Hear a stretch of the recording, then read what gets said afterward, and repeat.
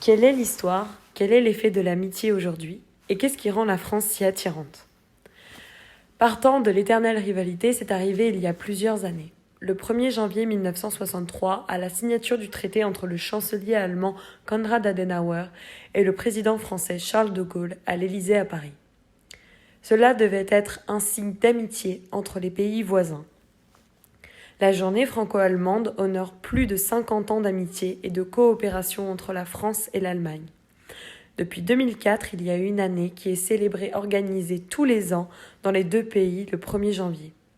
Les écoles, collèges et lycées des deux pays sont invités à laisser libre cours à leur imagination pour faire connaître la France, notre voisine, et sa culture. Si vous avez envie de participer à un échange, il existe des programmes comme celui de Brigitte Saucet.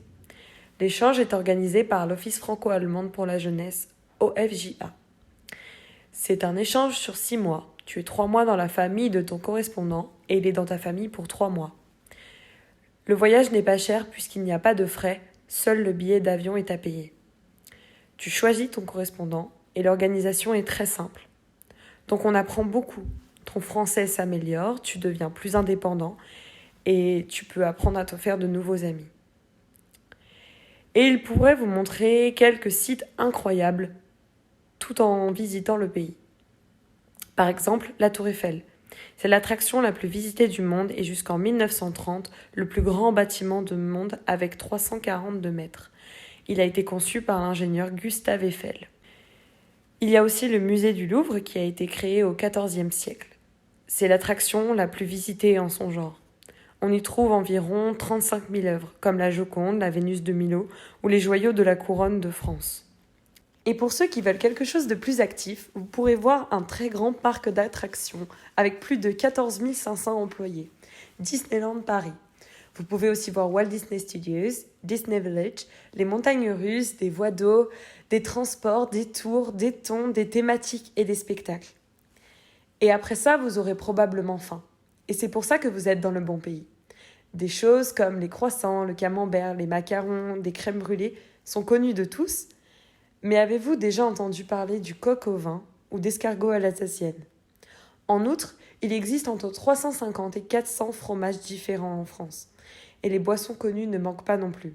Le vin, le diabolomante, le Moet ou Gaygrus, pour n'en citer que quelques-uns. Cependant, les habitudes alimentaires sont légèrement différentes. Le petit déjeuner est entre 7h et 9h. Vous aurez peut-être un croissant avec du beurre ou de la confiture. Après le déjeuner, entre midi et 14h, il y a une entrée, un plat et un dessert. Ensuite, vous buvez habituellement un expresso et vous dînez vers 20h. Vous voudrez peut-être regarder un film ou regarder la télévision.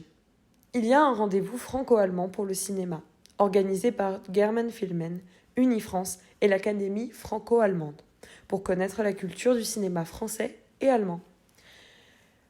2020 était censé se situer à Bonn, en Allemagne. Il y a une chaîne de télévision franco-allemande qui montre des films français et allemands et qui s'appelle Arte. Mais peut-être connaissez-vous aussi Intouchable, Le fabuleux destin d'Amélie Poulain, La famille Bélier, Qu'est-ce qu'on a fait au bon Dieu ou Astérix et Obélix. Après ce bon repas, vous voudrez sans doute faire un peu de sport. Et il n'y a pas de mauvais choix en sport. Par exemple, le vélo est très populaire à travers le Tour de France. C'est l'un des plus grands événements sportifs au monde. Le maillot jaune est le symbole particulièrement connu. Il représente le coureur avec le moins de temps total. Ou le basketball, avec notamment la FFBB, Fédération française de basketball, au premier plan. En 2013, ils sont devenus champions d'Europe en battant la Lituanie. Et en football, avec l'équipe tricolore, ils ont été champions du monde en 1998 et en 2018.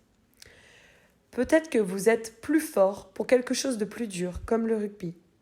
Il est joué en France depuis 1870 environ, principalement dans le sud-ouest.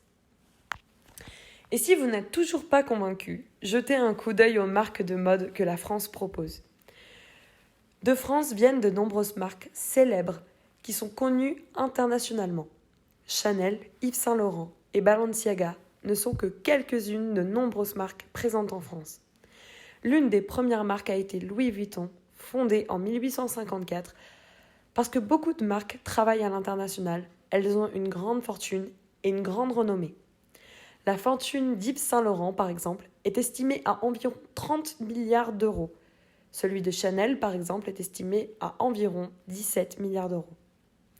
Nous espérons que vous avez aimé cette vidéo et peut-être que nous avons réussi à vous convaincre que regarder la France de plus près, c'est éventuellement s'engager dans un échange.